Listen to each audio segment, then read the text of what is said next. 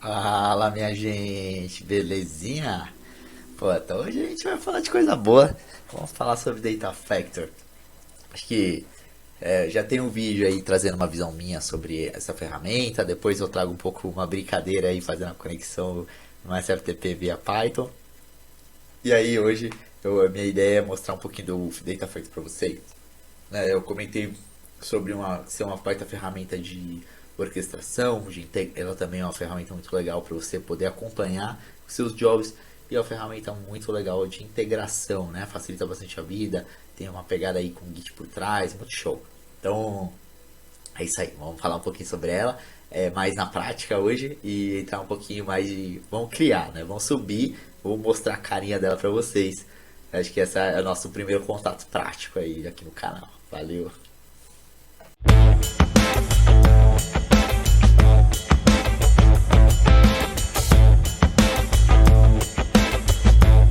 Pessoal, então basicamente né, é aquela brincadeira de toda, portal.eg.com, se não tem cadastro, se cadastra lá, caso contrário, é só entrar e aí você vai criar aqui seu carinha. Então a gente vai criar aqui o Data Factor, é só clicar, né, escrever Data Factor, vai ver sua cara e ele vai falar, mano, então vamos criar. Então minha assinatura aqui é Piperuse.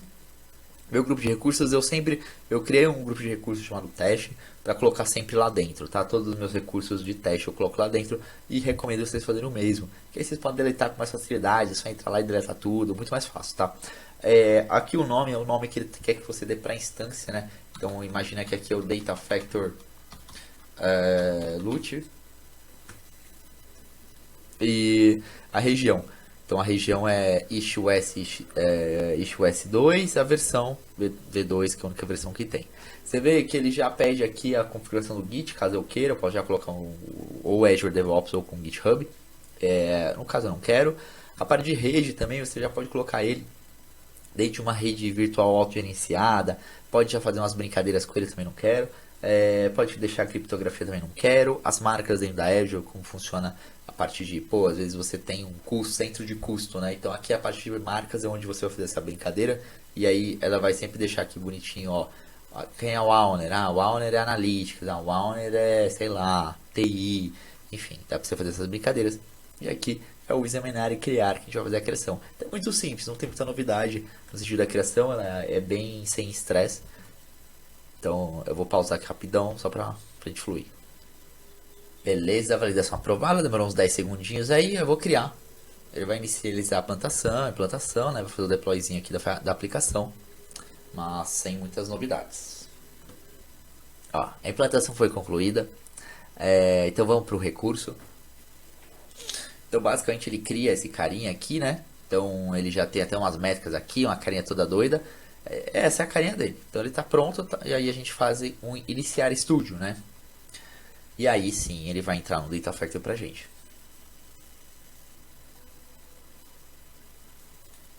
Então bora esperar um pouquinho. Normalmente é rápido, tá, gente? Eu acho que como é a primeira vez que estamos rodando, abrindo ele, aí o bicho tá mais demorado. Bora, meu filho. Bora, meu filho. Nossa, gente, até fiz uma viagem longa aí, peguei um fuso horário nervoso. Você tá louco. Voltei numa canseira, né? Enquanto isso aqui tá carregando. Cara, olha, faz uns 4 dias que eu voltei e tô com uma dificuldade de pegar um fuso horário normal aqui. Cara, dá tipo 3 da tarde e já me dá um sono. Que eu vou te falar, viu? Agora já tá começando a me dar aquele soninho que, minha gente, você tá louco. Nossa, uma viagem é bom, né? Mas dependendo assim, cansa. A correria cansa. Beleza, bora lá, gente. Voltou. O bichão tá aqui. Cara, ele tem. É bem jogo rápido, né? Esse é o home dele. Esse é o home, não quer dizer nada, só uma carinha. Aqui na parte de autor é onde a gente vai criar os nossos pipelines. Então ele tem aqui a parte dos pipelines, a gente clica aqui, vamos criar um pipeline, só para eu fazer um exemplinho aqui para você. E aí, por exemplo, eu posso vir e fazer um copy data, que é uma atividade assim altamente usável para tudo. Ele sempre vai te perguntar a origem. Então, bom, e aí, da onde você está tirando esse dado? E aí aqui onde vem um pouco da brincadeira, que eu já vou estar mostrando para vocês, que é toda a parte de integração dele. Então, pô, olha só, coisas da Amazon, o Redshift, S3, cara, é muita coisa. Parte de Blob, Mongo, SQL, Synapse, aí Lake, cara, tudo isso aqui, ó, fluidez, S3, DB2, aí tem a parte de Delta Lake, ó, FTP, BigQuery, meu, HTTP, Hive, HubSpot, aí começa uma viagem. Isso aqui é uma viagem, o DBC, que não comentei pra vocês, Oracle, cara, Postgres, SAP, pode bater uns hashes, que mais coisa boa aqui, SFTP, Spark, tabela web, beleza, e umas coisas de Salesforce, e acho que é isso, né? Isso é de coisa boa aí, que eu consegui trazer aí numa batida de olho. SharePoint importante. Nossa senhora, você tá louco. É isso, gente. Acho que basicamente é isso, assim, os pontos mais legais. No nosso caso, vamos fazer um teste aqui, batendo no Data Lake, né? Então eu venho e aí eu falo aqui o tipo de arquivo, eu posso fazer tipo sempre uma vibe meio binária.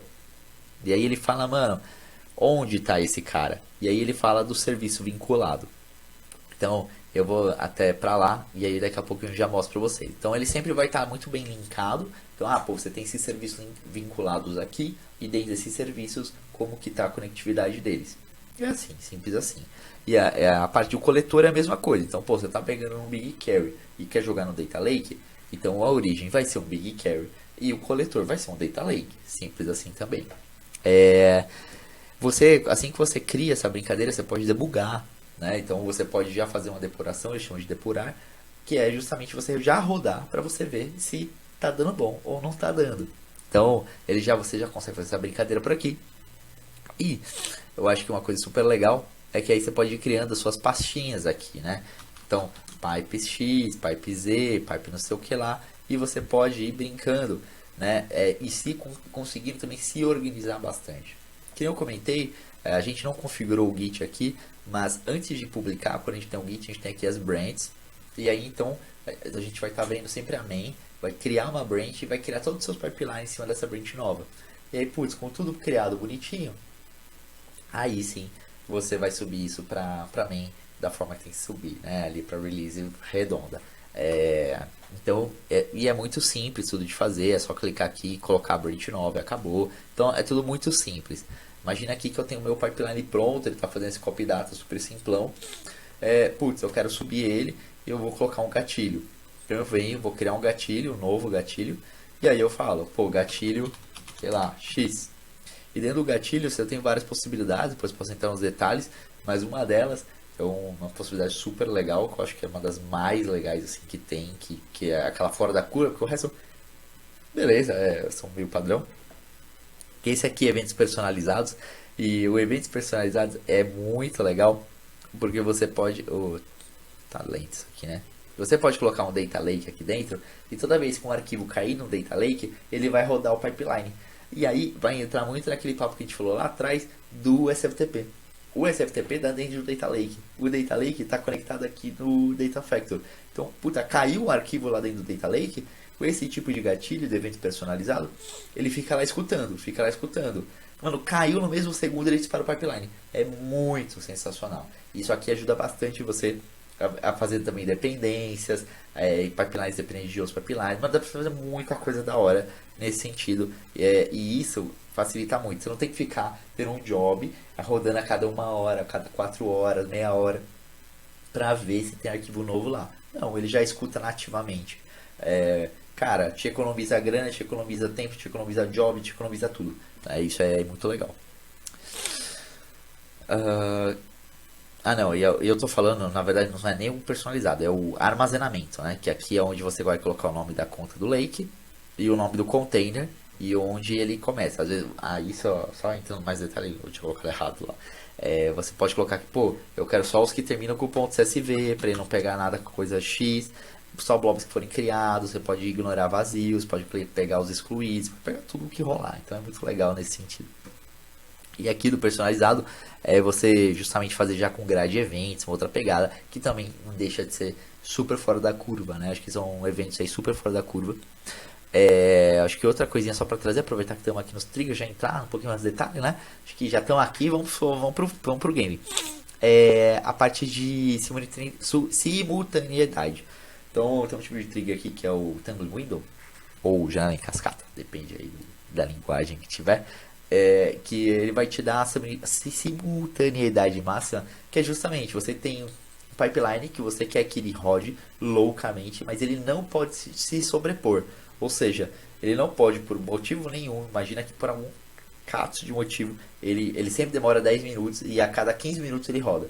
Mas por algum caso de motivo aquele pipeline travou, sei lá, alocou uma tabela no banco, fez alguma treta e ele tá há 3 horas rodando.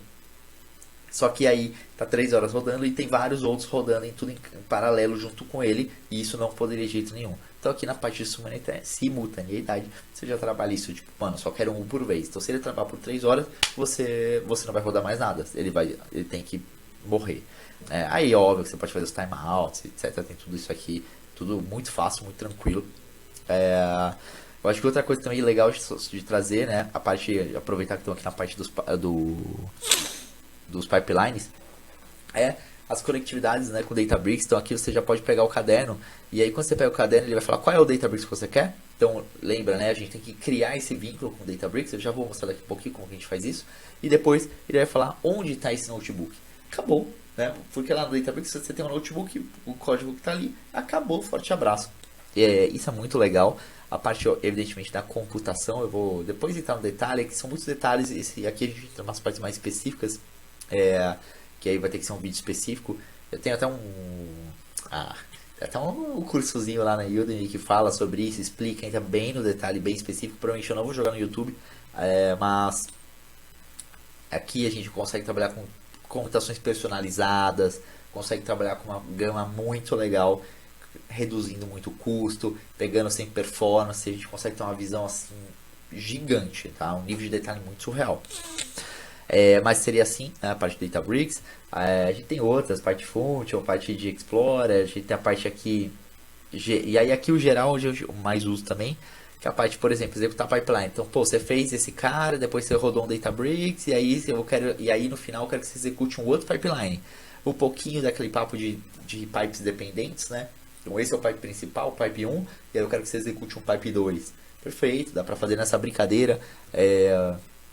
Você pode fazer várias outras brincadeiras aqui, executando script de outras formas, fazendo um aguarde, né? Então isso aqui é tipo, mano, espera uns 10 segundos e aí você roda esse cara.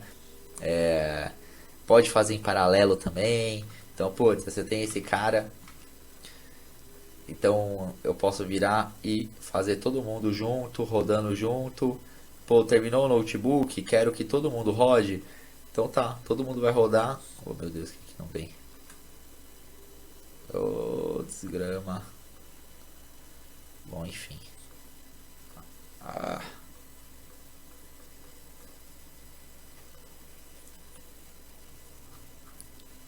Nossa, mudou aqui essa.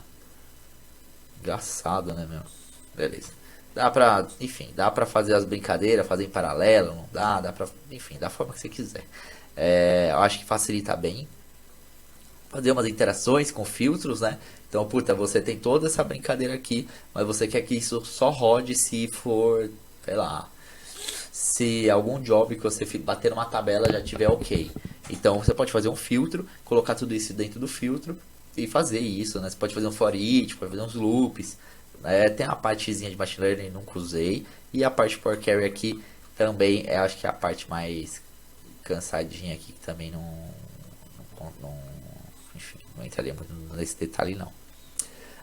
Beleza, então você imagina que você tem seu pipe, tá aqui, subiu, você vai lá, vai publicar esse cara, beleza. Ele deu erro de publicação porque não tem nenhum, né, nenhum desses jobs aqui tá configurado. E aí, deixa eu até descartar tudo. Quando ele começar a rodar, ele vai te dar aqui essa visão de execução de pipeline, ele vai te dar uma visão muito legal, né? Ele vai te dar uma visão bem bonitinha de cada pipeline. Então aqui é como se fosse um tabelão, cada nome de pipe, o início, o término, etc. E você tem duas tipos de visualização, da lista, que é da forma que está, ou do Gantt, que é um gráfico super legal que vai mostrar as barrinhas, verde, vermelha, amarela, deu erro, não deu, onde está parado, quebrou, o que aconteceu, alguém cancelou. Então você tem uma visão completa, gente, é uma visão completa de todos os seus pipes, de todos os jobs, de tudo bonitinho. E lembra que eu falei que você pode debugar? Então, quando você debuga para fazer um teste para ver se está funcionando, você também consegue observar e acompanhar por esse outro abinho aqui, que é o depurar. Então você consegue ter uma visão bem legal. Beleza? A mesma coisa com outros tipos de runtime, etc. E aqui a parte dos serviços vinculados é justamente onde a gente vai criar o serviço. Então eu posso vir aqui e falar, mano, por exemplo, eu vou criar um serviço vinculado com SFTP. Então eu tenho aqui um SFTP, sei lá, qualquer coisa.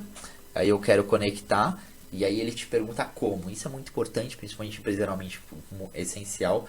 O Auto-Resolve Integrated Runtime é uma computação Azure que está aqui meio automática, meio padrão genérica. Porém, muitas vezes essa computação ela não vai estar linkada a uma rede, não vai estar linkada a nada. E aí, você vai ter que ter uma VM, então você vai ter que subir uma VM que tem lá uma rede, um IP que está dentro das suas configurações de confiança, aí, dentro da Azure, etc., de segurança. E você vai colocar ela aqui dentro. Então, pô, você quer se conectar como ao SFTP? Via o automático, padrão, ou via uma VM que você já tenha? E essa VM que você já tem as configurações de rede bonitinha que o SFTP conecta. Então, isso é muito legal, isso facilita muito a vida, porque você consegue concentrar tudo num carinha só. Então, cara, isso é visão, isso é vida. E aí aqui você vai colocar o host, a porta, habilitar ou não vai habilitar, como é que você quiser fazer. O tipo de autenticação, a senha, etc, o nome de usuário, e aí você vai fazer o teste de conectividade. É isso, tá ligado? É isso, tipo, todo aquele código até que a gente mostrou um pouco atrás, você não precisa, porque aqui você faz o teste de conectividade e acabou, né? Pô, fez o teste, fez. Quando você fizer aquele copy data lá no pipeline, você vai puxar. Até, gente, eu acho que é uma grande ponta, esse vídeo aqui ele tem a intenção de dar um tapa por cima, tá? Ele não vai entrar em detalhe de nada e não vão entrar na parte tão prática no sentido de fazer as criações, etc. Próximo vídeo a gente entra fazendo as brincadeirinhas. Mas é mais para mostrar para vocês um pouquinho da cara, um pouquinho da visão, um pouquinho da vibe. Acho que uma coisa super legal também, a conectividade aqui com o Data Lake.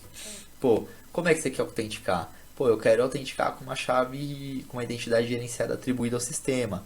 Então, pô, como assim, né? Basicamente, eu posso ir lá no meu Data Lake, eu vou lá no meu Data Lake Igor Lute, eu vou lá no IAM, porque ele tem um IAM da parte de quem pode estar nesse Data Lake, né? Cadê o IAM aqui? Tem tanta coisa na minha frente. Aqui, ó, controle de acesso. E aqui eu posso dar o acesso, então vou adicionar a atribuição de função, só para vocês terem a visão. Ó, eu quero como contribuidor. Aí eu clico aqui em próximo, deixa eu jogar minha cara para a direita. E aí eu vou clicar em próximo. O usuário, grupo, entidade de serviço ou identidade gerenciada. E aí eu seleciono os membros. Então, percebam, eu selecionei identidade gerenciada. Aí eu vou clicar aqui, ó. Ele fala todas as identidades, então ele vai me mostrar todas. E ele está mostrando Data Factor. Porque o Data Factor é uma identidade importante para cá. E eu falo, mano, não, o Data Factor ele pode sim acessar esse Data Lake. E aí eu seleciono e eu atribuo. Jogar minha cara para a direita de novo.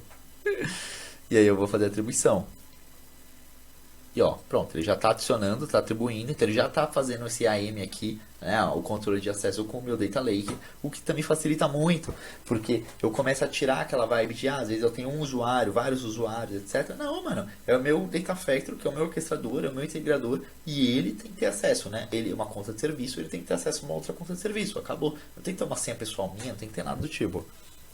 Então, aqui nessa questão, eu posso fazer o teste, cadê? Pago pelo uso e ele quer saber qual é a conta de lake que eu quero e eu só faço o teste de conectividade, vamos ver se vai dar bom. A gente já vai descobrir. Aí ó, conexão bem sucedida e aí eu crio. Eu posso colocar o nomezinho aqui, Data Lake Igor Lute. Pronto, já era. tá criado, e ele aparece aqui para mim como Data Lake Igor criado, já era. Seguindo, gente, então eu tenho aqui meu serviço vinculado, Data Lake Igor aqui meu Integration Runtime, que não comentei com vocês já, a parte de VM, que vocês podem fazer a parte, né, daquela brincadeira de IP. A parte de configuração do Git, né? Aqui ele vai ficar bonitinho para eu poder fazer todas as configurações que eu quiser. Então eu posso selecionar e fazer toda a configuração aqui para deixar ele tudo bonitinho. A parte dos triggers. Bom, eu vou criando meus pipelines, vou criando uma série de triggers. Então aqui eu tenho uma aba só para gerenciar todos os triggers que eu tenho. Parâmetros globais, isso aqui também é super legal. Às vezes você cria parâmetros globais de, por exemplo, job, você quer um parâmetro global de início e fim de job. Então você não quer nada rodando na madrugada, por exemplo. Então você cria aqui um parâmetro de início job, fim job, sei lá, 8 da manhã e fim job 10 da noite. Pronto. Todos os seus pipelines que você for criar, você pode criar um filtro que olha os parâmetros globais. E aí você fala, mano, tá dentro, né? Tá dentro de 8 e 18?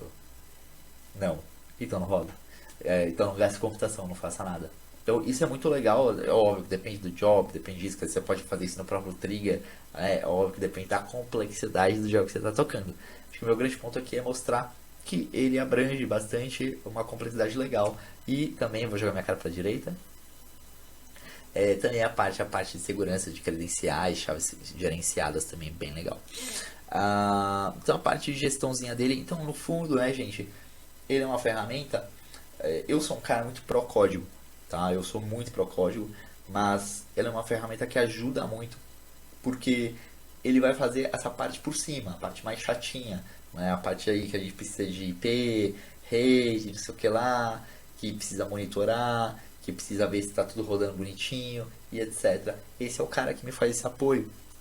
É aquele cara que, pô, você tem um pipeline montado, você precisa ter uma revisão ali, às vezes você precisa de algumas etapas para fluir.